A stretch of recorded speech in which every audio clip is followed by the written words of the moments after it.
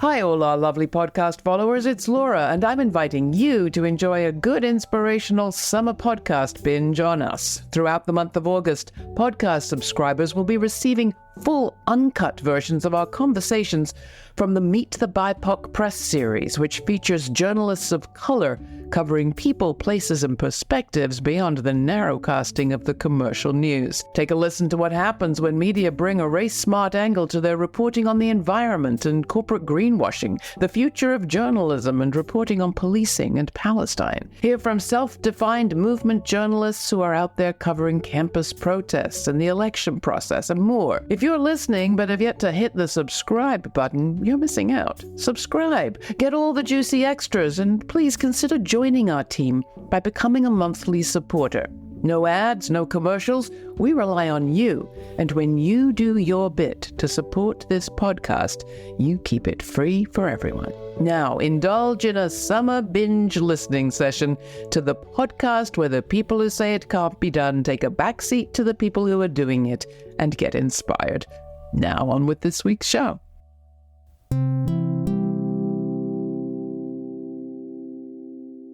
We have to restart again with humanity, with very basic, essential questions. To ask questions is starting points to find out who we are. I'm not this kind of very active activist. I'm just being forced to act. But I'm proud of doing that because that is the meaning of life, to give dignity to life itself.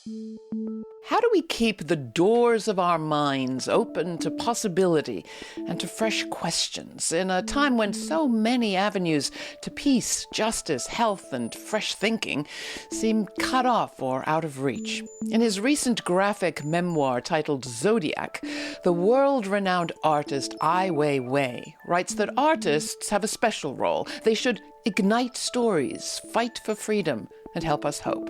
Over his long, defiant career, Ai Weiwei has done just that, using his art in a wide variety of media.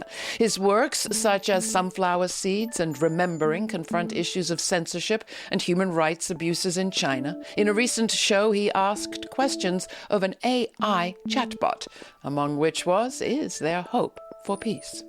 Ai Weiwei has faced censorship by the Chinese government and also in the West. He had a show cancelled not so long ago in London after he expressed support for Palestinian rights. In 2011, he was arrested at the Beijing airport and held for 81 days without charge.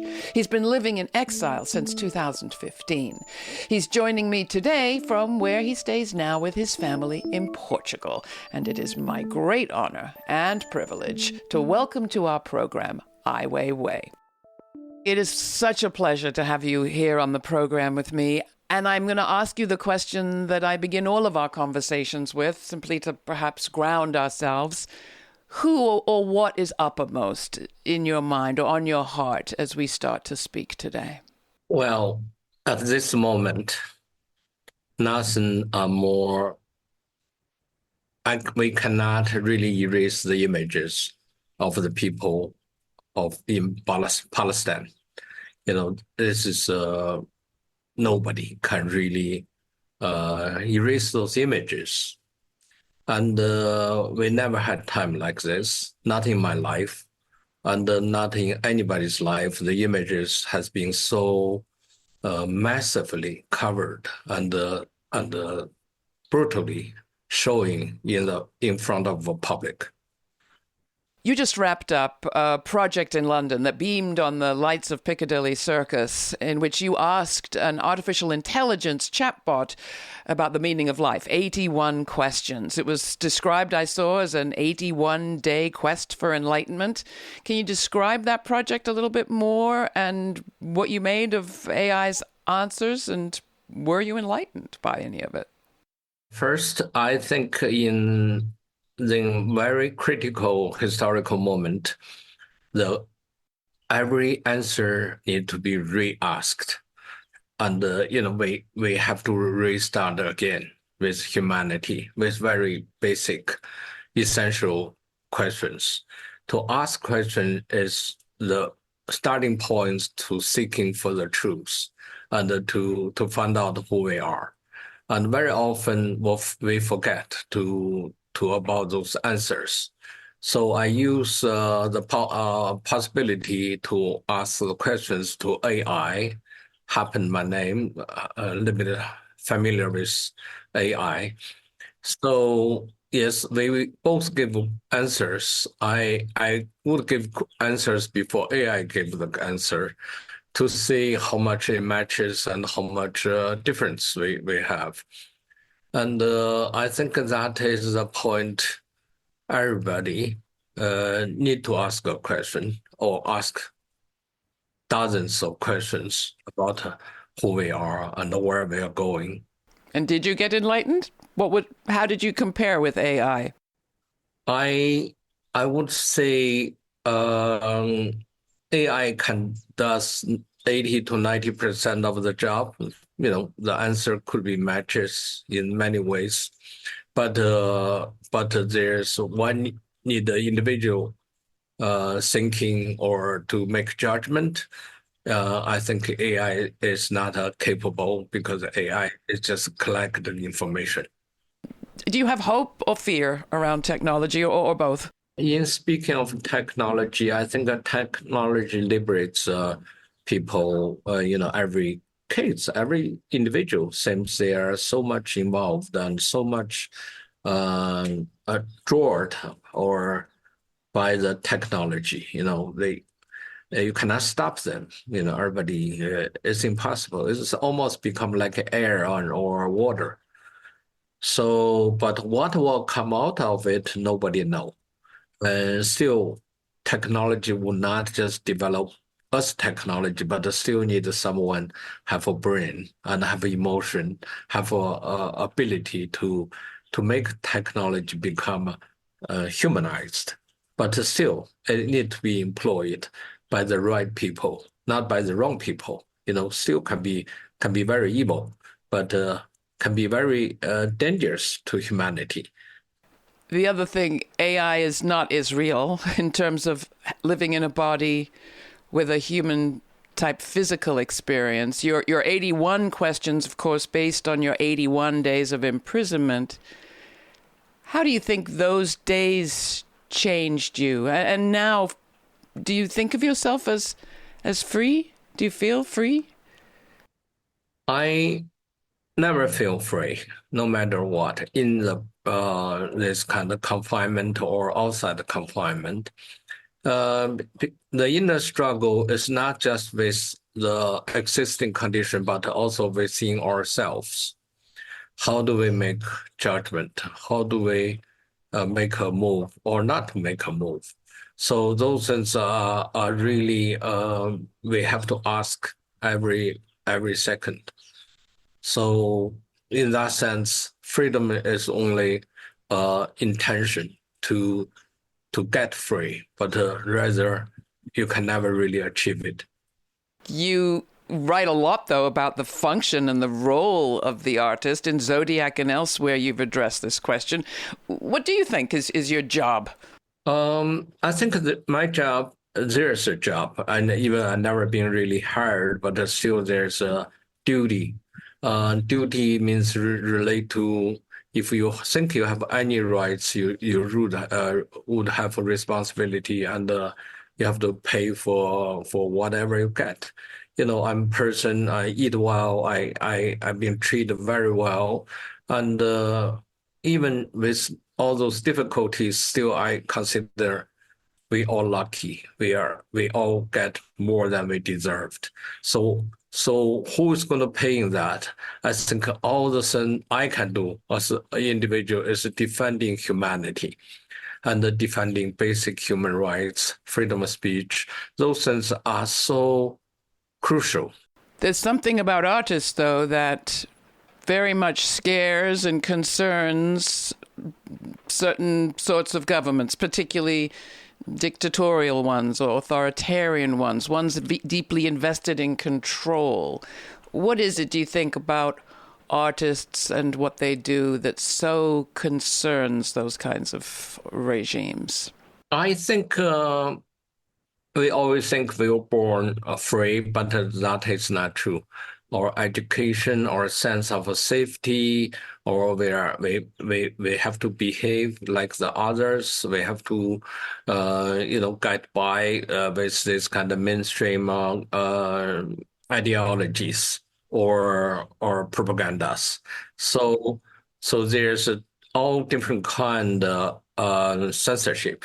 Some are very obvious, like in the authoritarian states.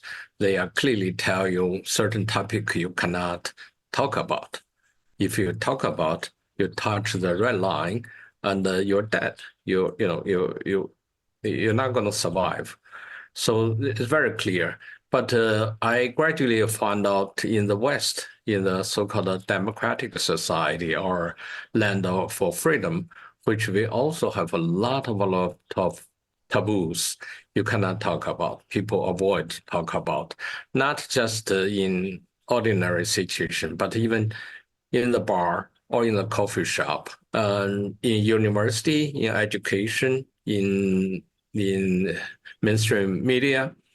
That means we are not encourage people to have a free thinking and judgment. And that is the ground to produce Nazis or hypocrites. And that can come to political disaster. And of course, we see a lot of political disasters, one after another, in very different locations. So I'm hearing then that the role of the artist is to shove us out of our complacency, nudge us out of our kind of go-along self-censorship?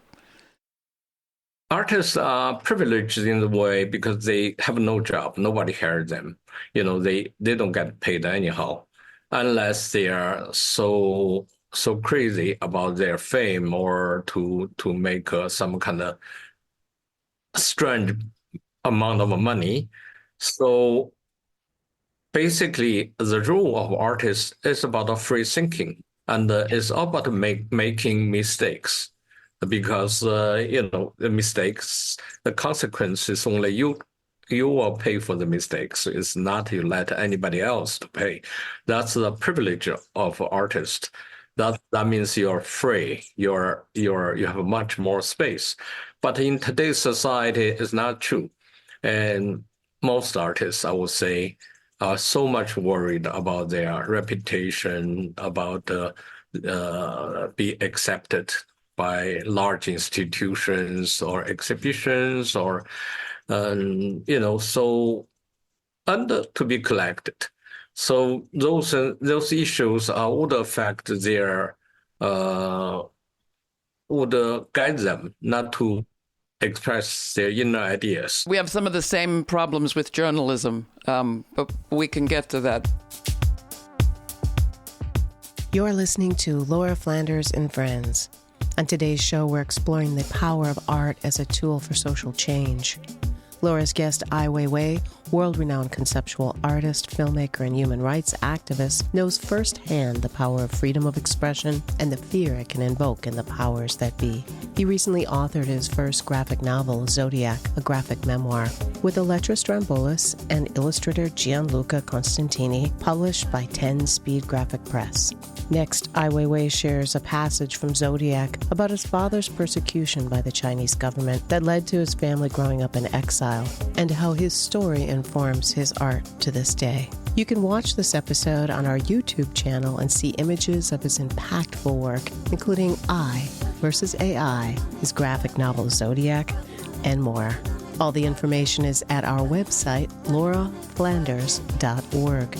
While you're there, please take a moment to subscribe to our newsletter to receive information on all our web exclusives, including the full uncut version of today's conversation we offer free to our podcast subscribers. The conversation continues, but first here's the LTJ Experience remix of Working on It by Bread and Souls, featuring Rich Medina and produced by Mark DeClive Lowe, courtesy of Mashy Beats Records.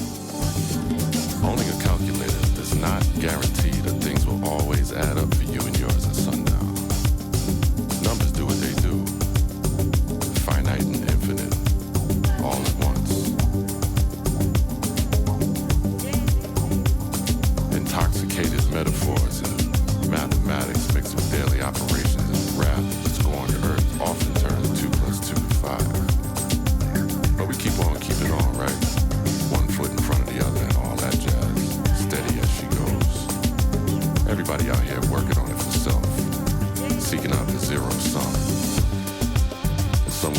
down in the bottom of a cocktail glass, escapism holds the mood board for the next 24 hours. And me, marching forward in denial, like I got it all together. I hear your father, in a sense. I think of him, and you want to tell our audience a little bit about him.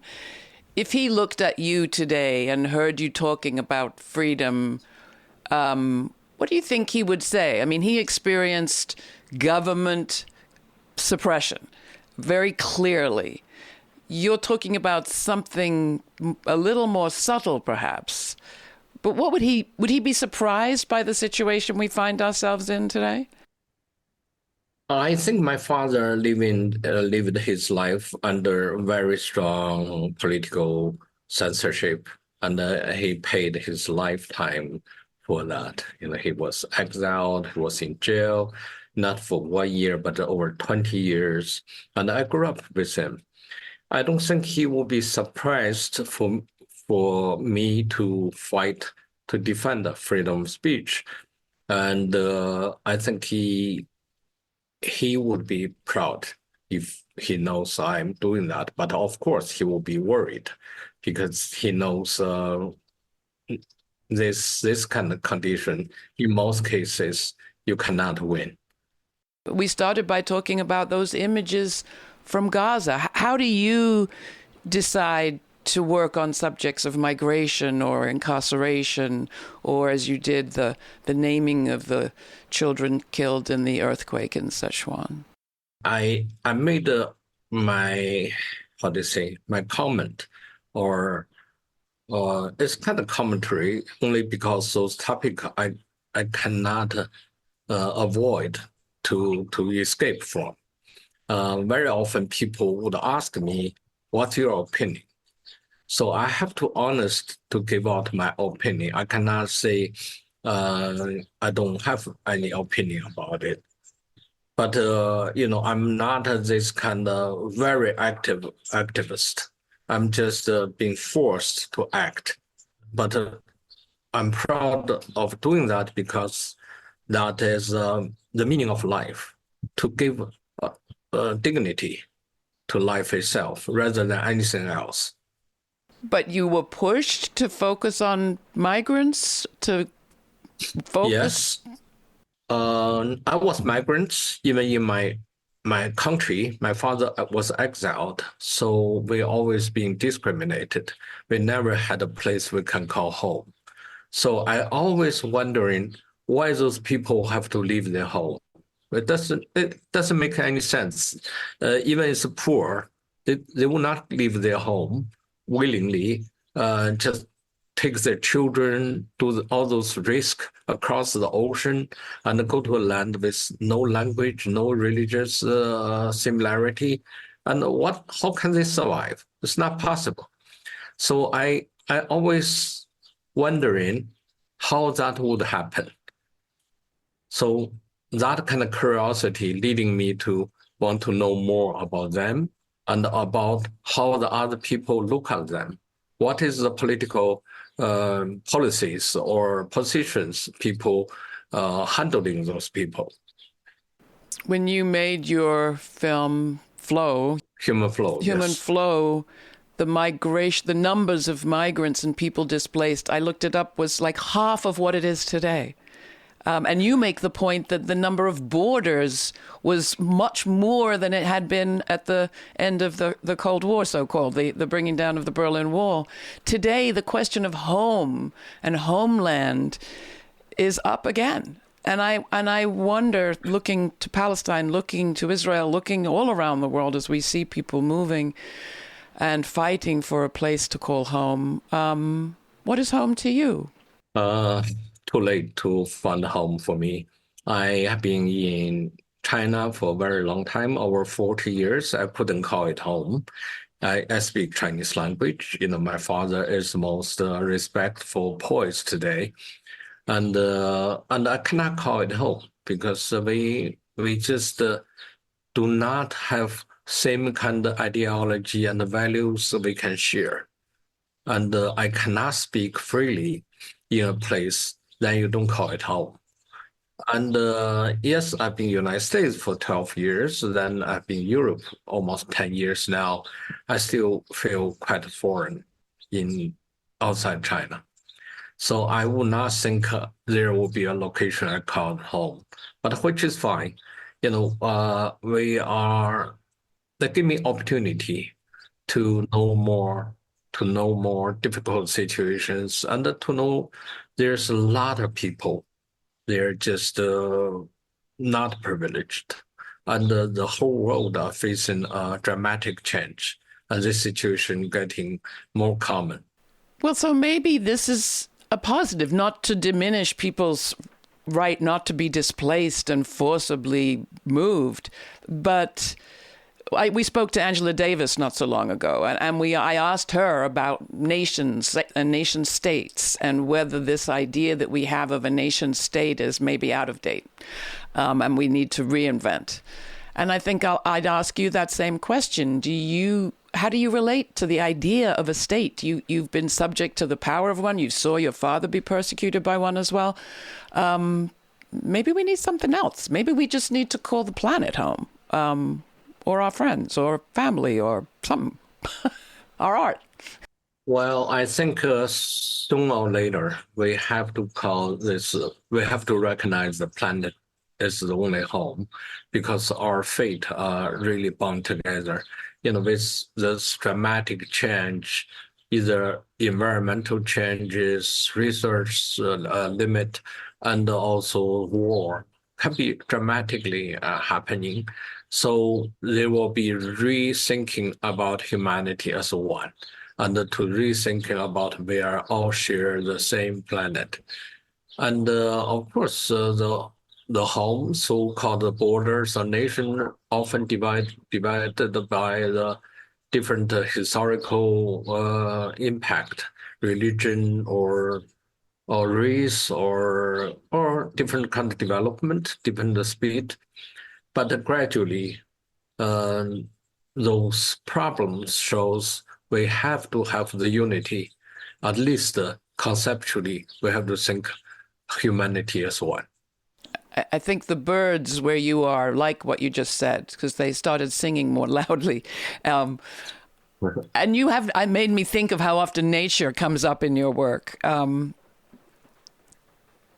do you get from the animals that surround you, the relationship that you have to nature, and do you think of yourself?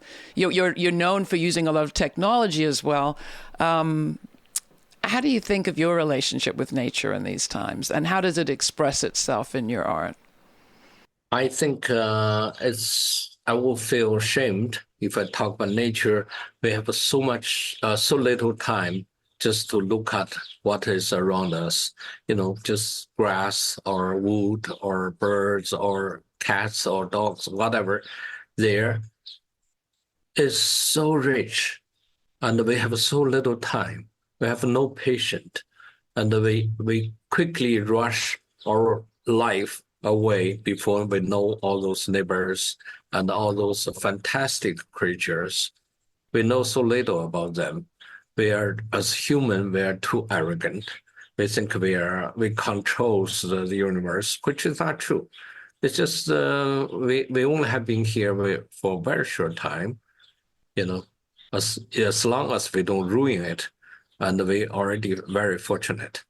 Do you have advice today to creative artists and others who've been facing censorship over their work around Gaza, around the tragedy affecting Palestinians today? Things are so simple.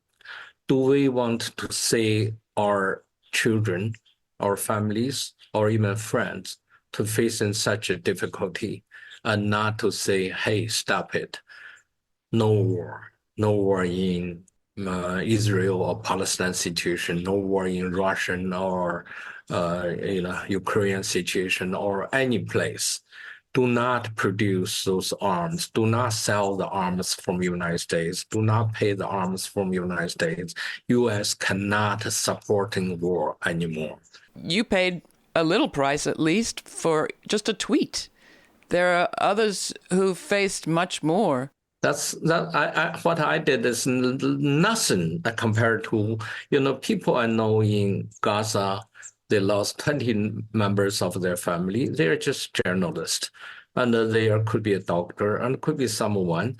And they have to argue about, hey, this is genocide. They have to argue. They don't want to spell out these words even. And they will say, okay, this is too much. Well, if we don't say that, can we look at the mirror? Can we look at ourselves? Who am I? And, that can be totally wrong. We are still existing in this world, not speak out the truth. To many people, not thinking about it and not knowing perhaps is more attractive than the questions that we need to be asking if we're to move forward. What fear do you have if we don't ask those questions, the right questions in the right way or often enough of us? The real fear for me is we lost the ability to ask a question. We lost our memory. We lost our sense of caring, compassion, or, we lost this sensitivity. We already become inhuman. Do you think we're on the verge of that? I think very much so. Always there's a big part of the world, they just cannot make right judgment. Then that will lead our whole humanity into disaster after disaster.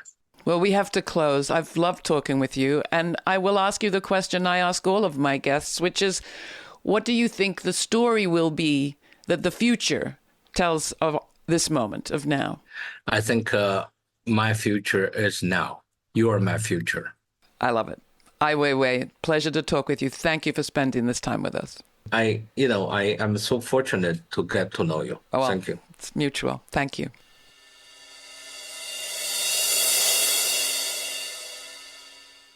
I enjoyed my conversation with Ai Weiwei, as you can probably tell, and there is much more of it. In the uncut version, we talk a bit about his cats. He had 40 of them when he lived in China, and one learned how to open doors for itself.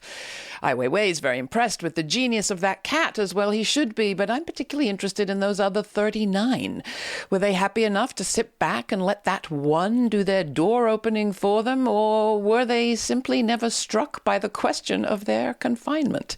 As I think about questions, I'm struck by the actions of so many Jewish Americans this Passover who took their Seder ritual, which is all about asking questions, out of private space into public space, where they raised real questions about liberation and freedom and justice for all, and the place that each one of us has in that project. If you want to get your own access to the uncut version of today's show or every show, then you can through a subscription to our free podcast, or the information's at our website.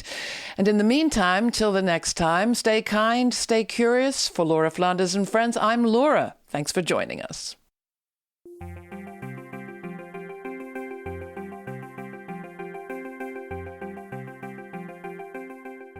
For more information on this week's show, check out our show notes posted at patreon.com/Laura Flanders and Friends. It includes an invite to watch the premiere of each week's show on our YouTube channel and chat live in real time with Laura Sundays at 11:30 a.m. Eastern Time. Thanks to our member supporters, this show remains free to millions on public TV, community radio, and as a podcast. Not a member yet? Become a member at patreon.com/Laura Flanders and Friends. This show's produced by yours truly, Laura Flanders, with Sabrina Artel, Jordan Flaherty, Miracle Gatling, Jeanette Hernandez, Jeannie Hopper, Sarah Miller, Nat Needham, David Neumann, Rory O'Connor, and Nadie Pina.